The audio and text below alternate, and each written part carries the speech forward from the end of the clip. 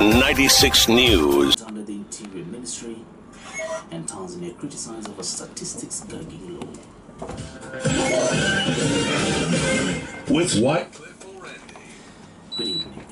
Migori Governor Okoth Obado is receiving treatment at the Kenyatta National Hospital's private wing after he reportedly fell sick while at the industrial area remand prison. Obado has been in remand since last week when he was charged with the murder of Rongo University student Shaun Otieno. On Thursday last week, High Court Judge Jesse Lesit ruled that the governor be detained until Monday next week when his bail application will be reconsidered together with that of his co-accused.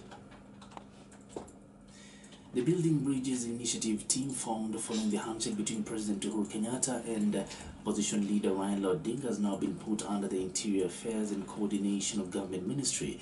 The Secretariat met Interior PS Karanja Kibijo and held a 3-hour meeting at Harambee House where they agreed on how they will work together. According to the team's Joint Secretary Paul Mwangi, tomorrow members are meeting to take dates for country tours, collect views from Kenyans. And also on the referendum debate, they say that they cannot comment until they go out to the field, talk to Kenyans and hear their views. Now, maize farmers are yet to receive payment for the maize they delivered to NCPB depots 3 days after the government promised to pay them. Uasin Gishu Deputy Governor Daniel Chemu is urging maize farmers to take up tea or dairy farming as they are currently paying more. Diversification, tusitegemee mambo moja tu, tuwe na maziwa, tuwe na mambo mengine. Na mimi naambia wananchi wa sehemu hii tufanye diversification. This is a section of MPs led by Alfred Keter and Silas Tiren gave the government until Monday to pay farmers, failure to which they will mobilize the farmers in affected regions to hold demonstrations. Ikifika Jumatatu ya wiki ujao tutakuwa na demonstration kubwa. Ulikuwa natoa hii taarifa kama una pesa ama ilikuwa ni ile tunaita kwa kimombo PR, na hakuna haja kuja utangazie vitu ambazo hauna. Now, Mathare MP Anthony Oluoch has moved a motion in the National Assembly urging the national government to declare youth unemployment a national disaster. Oluoch also wants the government to put in place a statutory national youth fund benchmarked at 5% of the national revenue collected annually.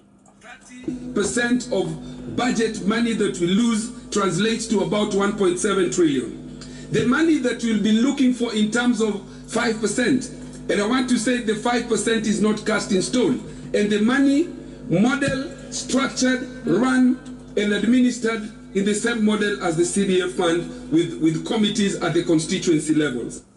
Seconding the motion, the Goreti South MP John Kerry said more must be done to solve the problems facing the youth in the country to avoid a disaster. If there is any calamity that is facing this country, it is the youth bulge.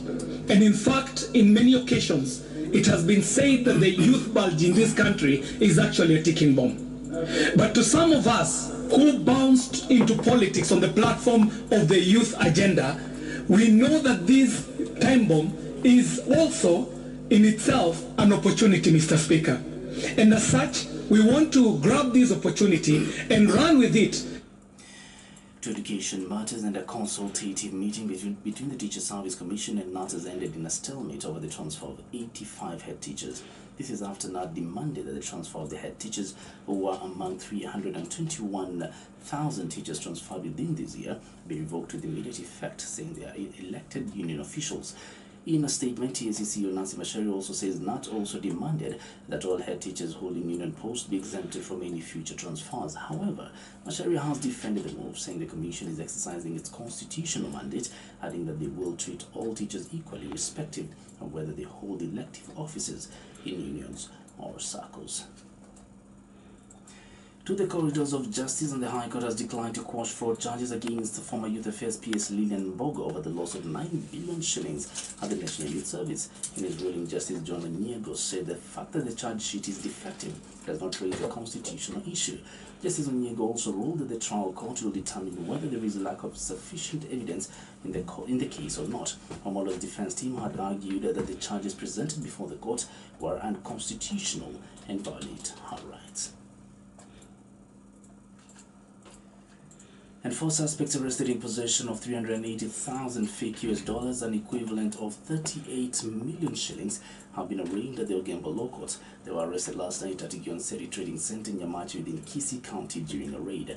Habata Kuma, David Abarongo, Haron Onduro, and Danvers Boxers appeared before Gembo resident magistrate Julius Mutai and charged with being in illegal possession of papers of forgery intended to resemble special papers used in making fake currency notes.